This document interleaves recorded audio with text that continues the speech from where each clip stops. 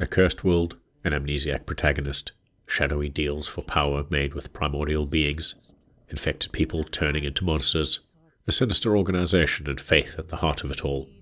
This is the world of The Last Faith, the latest Gothic Souls-vania to grace our consoles, and to take a deep dive into the off-mind waters of dark fantasy and cosmic and pulp horror. The Last Faith embraces all the tropes and mechanics of the genre, drawing inspiration from many of the best in both the Souls-like and Metroidvania libraries. However, there are two titans that The Last Faith specifically pays homage to: From Software's masterpiece Bloodborne, and Konami's seminal Castlevania Symphony of the Night.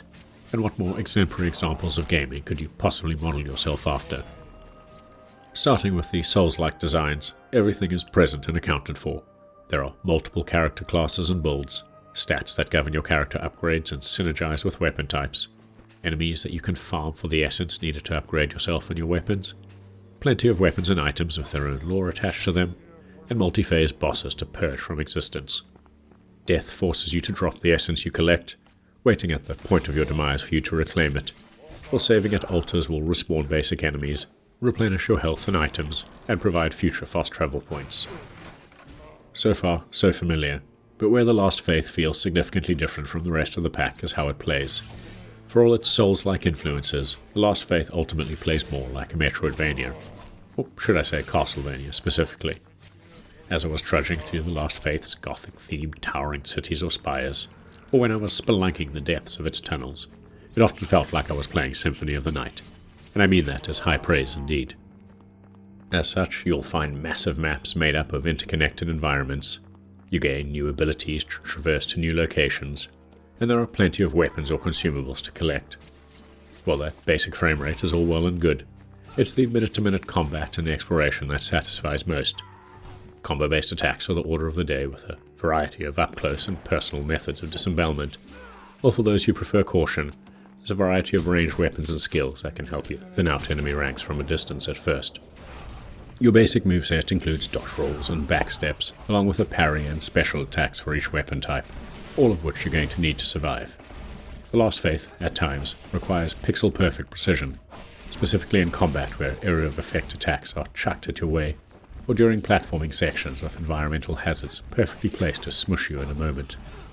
The only move I didn't really use frequently was the parry, because it's mapped to 2 buttons, which is, in the heat of combat, unintuitive. Beyond that, combat is fast and fun, and when you deal enough damage to enemies, you can perform a brutal finisher on them. Suffice to say, the dodge roll got a real workout between the enemies and the environment. Now, I've got this far without touching much on the Last Faith story beyond the premise, as it's what we've come to expect from Souls-likes: obscure storytelling. The Last Faith seems to delight in this aspect even more than most, favouring cryptic conversations and lore that is never fully spelled out. I expect at some point more systematic gamers will piece it all together from the item descriptions and lore, but it'll likely leave many people scratching their heads by the end. When it comes to the visual design, The Last Faith is yet another gorgeous pixel art game, featuring beautifully detailed environments and stunning animation work. The Bloodborne inspiration is most evident in the Gothic aesthetics and the towering cityscape design. The level of architectural detail is stunning, both in the foreground and the backdrops that evoke Bloodborne's Yharnam. Specific enemies will also draw comparisons to Bloodborne's many early encounters. The Last Faith's biggest weakness, on Switch at any rate, is its performance and load times. For the bulk of the game it runs quite smoothly, but there are inexplicable frame rate drops and stutters.